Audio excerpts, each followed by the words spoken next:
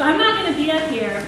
And you guys are going to get exercise because this is really open for everyone to talk. So before we go on to the next presenter, I'll just explain some of these ideas and topics that we need to talk about today.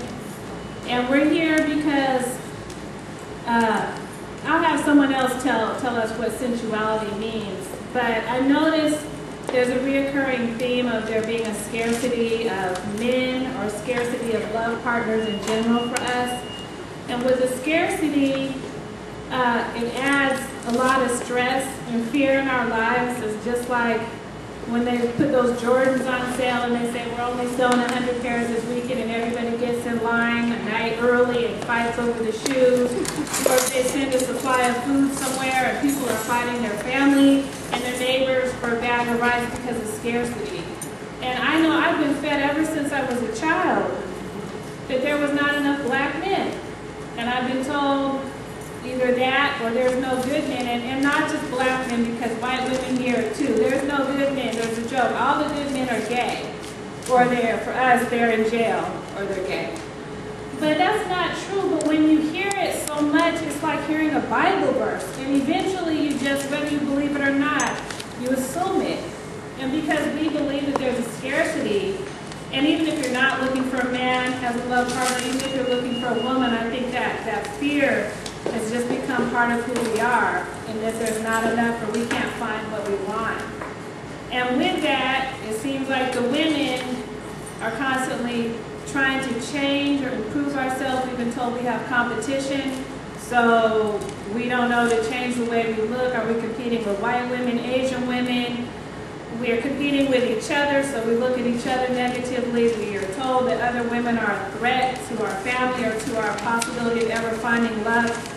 And when that happens, we look at each other in a way that we don't trust each other because this one might take my man. And I've been through it too because I was with somebody that was basically my kid's dad. He liked a lot of women and he liked to go out. And I would find phone numbers like 20 or 30 little ripped up pieces of paper, phone numbers in his shoes, because I guess that's where he hid them. But when I was with him, I was so stressed out. Every time we drove down the street and drove past a woman that I thought looked like the type of woman that he liked, I hated her. I'm not saying I really hated her, because I didn't, but I didn't trust anybody, and I thought, well, maybe that's the number that was in his shoe this Sunday morning.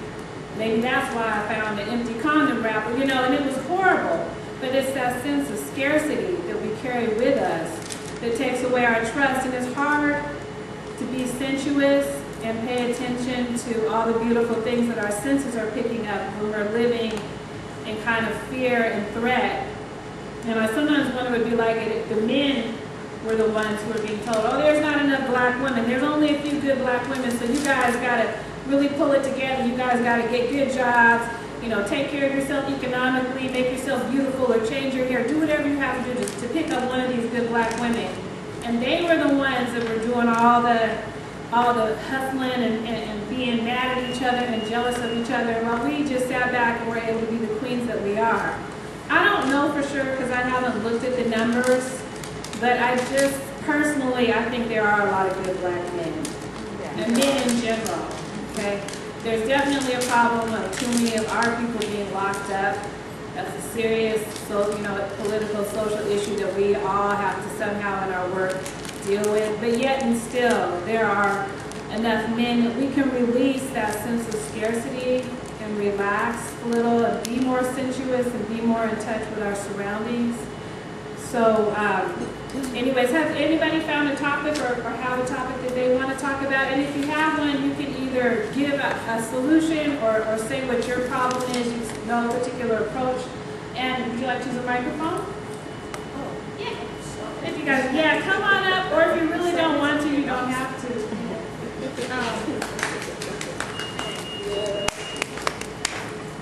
And do I need to use a microphone?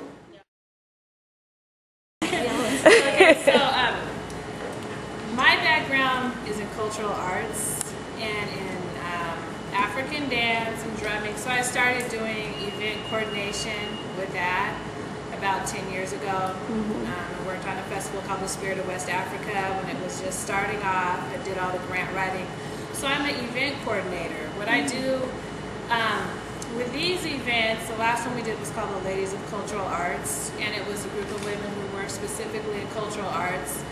And we have basically a roundtable discussion. So I'll bring topics, and then people can pick a topic or come up with their own topic. Usually because a lot of us don't all get together at the same time and talk about one topic.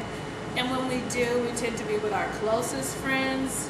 And we pretty much know if we got a problem with somebody and we call this one, she's gonna, she's gonna co-sign what we're saying. Or maybe we want a more motherly type of advice, then we'll call this friend. But when you get together a group of people that you don't always talk with about this stuff, kind of new opinions come out.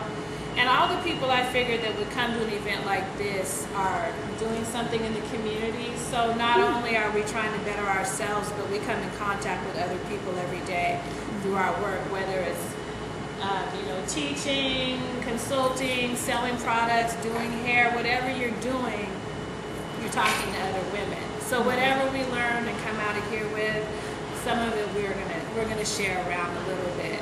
And I just do these because I think we need to. There's so many events. I remember back when people used to send a lot of, this is before Facebook, when everybody used to text people stuff, and people would text around the most ridiculous things. And I used to wonder, why don't people text around, important things? So when it comes to doing events, we always have our parties and our drinking nights and stuff, but we too need to do events and gatherings in the traditional way. And through cultural arts, I did learn a lot about tradition. And so I know part of the tradition is, and we all talk about the village, but we still don't live in it. So this is kind of that sort of concept, is that we have to get the women together. One day, 40, 50 years from now, we may be the elders. And we may have created a society where people come to us and couples come to us and say, I'm having a problem, I need your advice, and they may listen to us. So we're all, as Fatima says, elders in training. Ideally, we have a place in our culture and in our community as leaders, and if we want to be those leaders, we need to gather and come together and share and talk. That's what I believe. Yes. So yeah. Totally awesome. Thank you. Thank you. You gotta be in the community doing this.